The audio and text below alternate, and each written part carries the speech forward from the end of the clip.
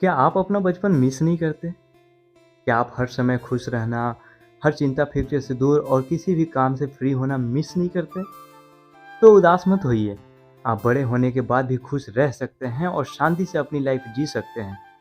सिर्फ इसलिए कि आपके ऊपर बहुत सी जिम्मेदारियां हैं, इसका मतलब ये तो नहीं कि आप हर वक्त चिंता में डूबे रहें या दुखी रहें। आपको तो शायद एहसास भी नहीं, लेकिन आप अब तक ऐसा जीवन जी रहे हैं जो आपका अपना है ही नहीं।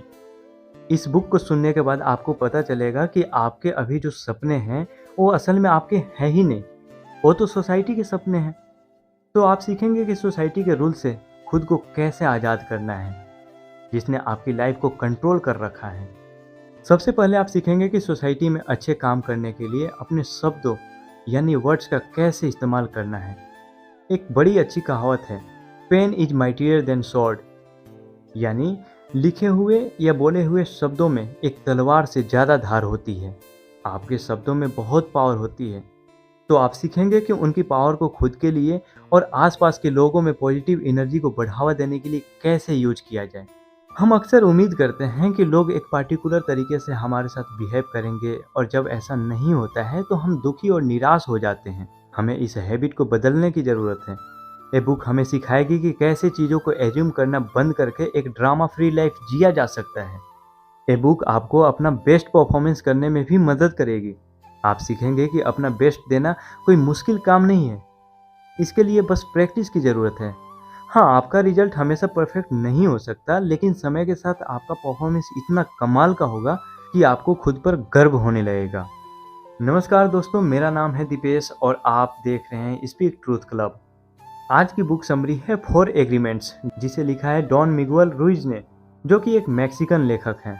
इस बुक की खास बात यह है कि इसकी अभी तक 9 मिलियन से भी ज़्यादा कॉपी बिक चुकी है और ये एक बेस्ट सेलर बुक भी रही है।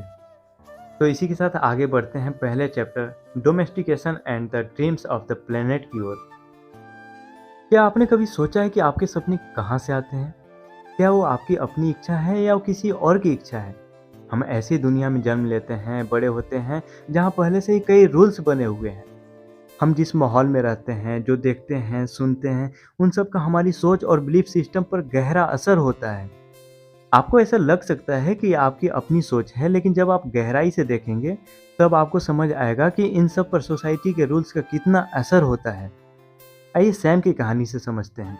सैम के जन्म से पहले उसके माता पिता की लाइफस्टाइल, उनके सोचने का तरीका अलग था। सैम के जन्म के बाद उन्होंने उसके लिए सब कुछ तैयार किया। हाँ, यहाँ तक कि सैम किस तरह सोचेगा ये भी उन्होंने ही डिसाइड कर लिया। अब सैम के पैदा होने के बाद उसके थॉट्स और सोचने के तरीके पर उसके परिवार, पड़ोसी, स्कूल, सोसाइटी सबका असर होता है। इसलिए अपनी एक अलग सोच होने के बजाय वो भी उन्हीं की तरह सोचने लगता है। यहाँ तक कि अगर सैम किसी चीज़ पर सवाल उठाएगा तब भी सोसाइटी उसे चुप करा देगी। ये सोसाइटी लंबे समय से है और किसी भी नई सोच को अपनाने में या तो इसे दिलचस्पी नहीं होती या उसे अपनाना ही नहीं चाहती। अक्सर एक अकेली आवाज़ सोसाइटी के सामने दब कर रह जाती है। अब जरा सैम के माइंड के बारे में सोचें। वो मानो एक बुक की तरह है जिसमें हजारों रूल्स और लॉज लिखे हुए हैं। उसके हर डिसीजन को एक रूल्स के हिसाब से ही आंका जाता है। यहाँ तक कि उसकी सही या गलत होने का भी इस रूल्स के बेसिक प्रिंसिपल से ही जज किया जाता है। तो अब इसका हल क्या है? खुलकर ज़िंदगी जीने का बस एक ही रास्ता है कि सोसाइटी के जिन लॉज को हमारे दिलो दिमाग पर बैठाया गया है, उनसे बाहर निकलकर अपने माइंड को आज़ाद किया जाए। हमें अपने सोचने का तरीका को बदलना होगा। जब हमारी सोच बदलेगी तब हमारी पर्सनालिटी भी बदलेगी।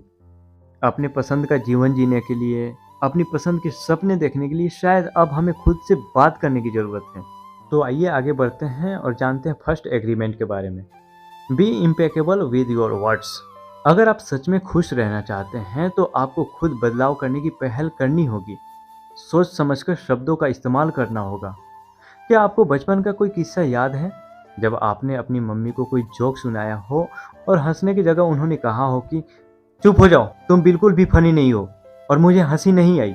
उस दिन से आप किसी को भी जोक सुनाने में अनकंफर्टेबल महसूस करने लगे, क्योंकि आपने अपने मन में ये बैठा लिया कि आप एक बोरिंग इंसान हैं जो बिल्कुल फनी नहीं है। हमारे वर्ड्स बहुत पावरफुल होते हैं। जब भी हम खुद को या किसी और को जज करते हैं तो वो एक पावरफुल डिसीजन होता है। जब आप किसी से कहते हैं कि तुम स्टूपिड हो, तो कहीं ना कहीं वो इस बात को मानने लगता है कि वो स्टूपिड है। वो पूरी ज़िंदगी तब तक खुद को स्टूपिड मानता रहेगा जब तक कोई और उसे ना कहे कि तुम स्मार्ट हो, या जब तक उसकी खुद की सोच नहीं बदल जाती। आपको अंदाज़ा भी नहीं है कि आपके वर्ड्स का किसी के मन और कॉन्फिडेंस पर क्या असर हो सकता है। इसलिए बहुत सोच समझकर अपने वर्ड्स को यूज़ करना चाहिए। ऐसी बातें ना कहें जो आपको या दूसरों को हर्ट करें। पॉजिटिव वर्ड्स का यूज़ करके अपने अंदर और दूसरों में भी पॉजिटिव एनर्जी क्रिएट करें। तो आइए इस नेगेटिव कमेंट और गॉसिप को ख़त्म करके एक दूसरे को मोटिवेट करने की सोच को बढ़ावा देते हैं। आपकी सिर्फ एक तारीफ किसी निराश इंसान के मन में उम्मीद जगा सकती है। इसलिए ये जिम्मेदारी आपको लेनी होगी कि आप किन शब्दों को यूज करते हैं। इसी के साथ आगे बढ़ते हैं सेकेंड एग्रीमेंट की ओर। Don't take anything personally. एक बात हमेशा याद रखें कि अगर आपके बारे में कोई बुरा कह रहा है तो वो सिर्फ उसका ओपिनियन है, सबका नहीं। और वो गलत भी तो हो सकता है ना।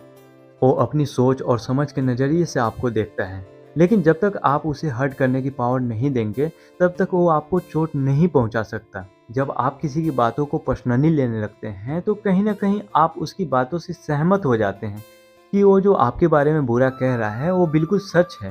और ये भी तो हो सकता है कि उसका मकसद आपको हर्ट करना नहीं हो, या उस दिन उसका मूड खराब हो और उसने गुस्से में आपसे कुछ बुरा कह दिया हो। जिंदगी की यही सच्चाई है कि आप किसी के मुंह बंद नहीं कर सकते, ना किसी की सोच बदल सकते हैं। इसलिए खुद के सोच को बदलिए। अगर आप हर चीज़ को पर्सनली लेने लगेंगे तो जीवन जीना मुश्किल हो जाएगा।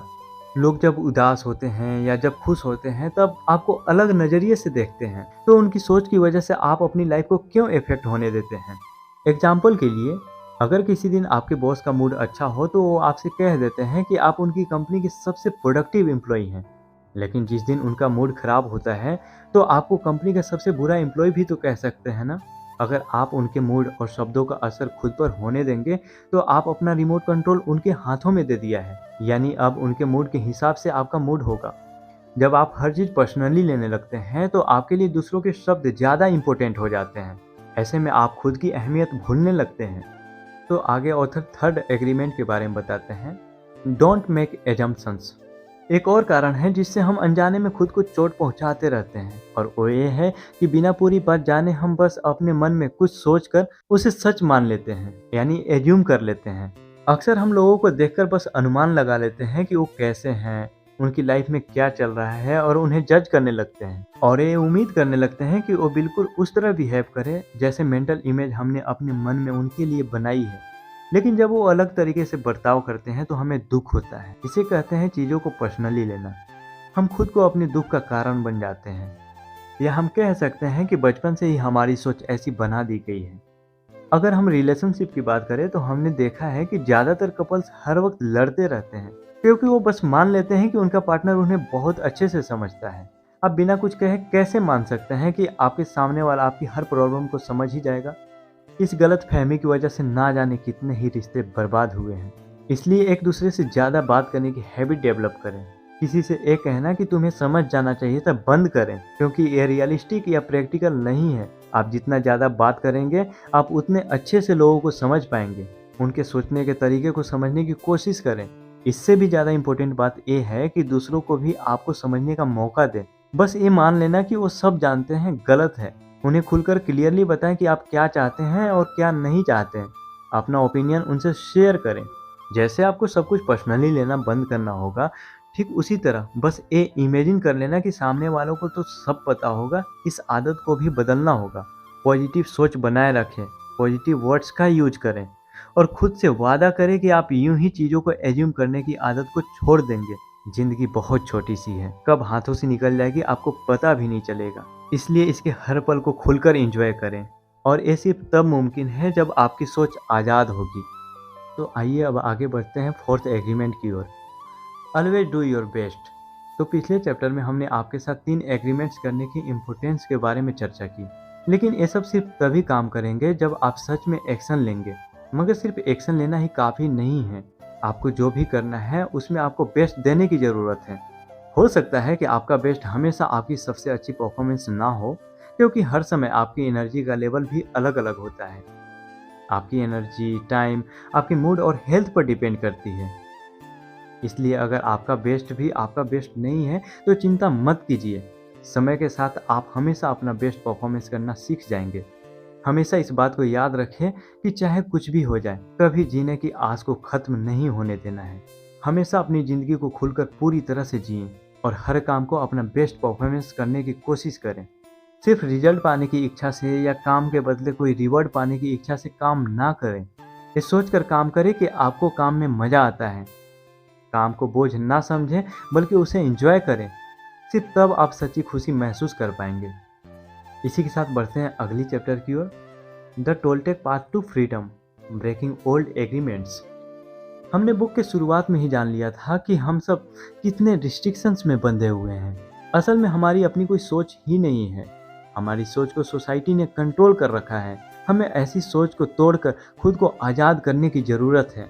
इसका सिर्फ एक ही रास्ता है, पुरानी आदतों को बदलना। हमें खुद को उस चीज़ से आज़ाद कराने की ज़रूरत है जिसने हमें पीछे पकड़ कर रखा हुआ है। इसके लिए हम टोल्टेक एग्जाम्पल को फॉलो कर सकते हैं। टोल्टेक होने का मतलब है सभी तरह के सोशल रूल से ऊपर उठ जाना। आपके मन को किसी ने बांध कर नहीं रखा है। आपके सबकॉन्शियस माइंड को कोई और ऑर्डर नहीं दे रहा है। आप जो भी बनना चाहते हैं, जिस सपने को पूरा करना चाहते हैं, उसे पाने के लिए आप आज़ाद हैं। इसमें आपके सपने सही मायने में आपके होते हैं। ये वो सपना है जो आपको पैदा होने के बाद आपके पेरेंट्स या सोसाइटी आपके लिए डिसाइड नहीं करती। टोल्टेक के रास्ते पर चलने के लिए आपको प्रिंसिपल्स में महारत हासिल करने की ज़रूरत है। आपको ज़्यादा जागरूक या अवेयर होना होगा। आपको पता होना चाहिए कि आप कौन हैं और आप असल ज़िंदगी में क्या चाहते हैं। सिर्फ एक फॉलोअर ना बने। लाइफ का कंट्रोल आपके हाथों में होना चाहिए। यहाँ हम सिर्फ आगे बढ़ेंगे और लाइफ के हर पल को एंजॉय करेंगे। अगर आप खुद की कदर करते हैं तो आपको खुद से 4 एग्रीमेंट करने होंगे। आप फ्रीडम और खुश रहना डिजर्व करते हैं, इसलिए उन्हें अपनाकर अपनी लाइफ में बदलाव की शुरुआत करें। और यहीं पे ये बुक समरी समाप्त होती है। अगर ये समरी आपको अच्छी लगी हो तो प्लीज़ इस वीडियो को लाइक करें और चैनल को सब्सक्राइब करना ना भूलें। अपने दोस्तों के साथ ज़रूर शेयर करें। धन्यवाद।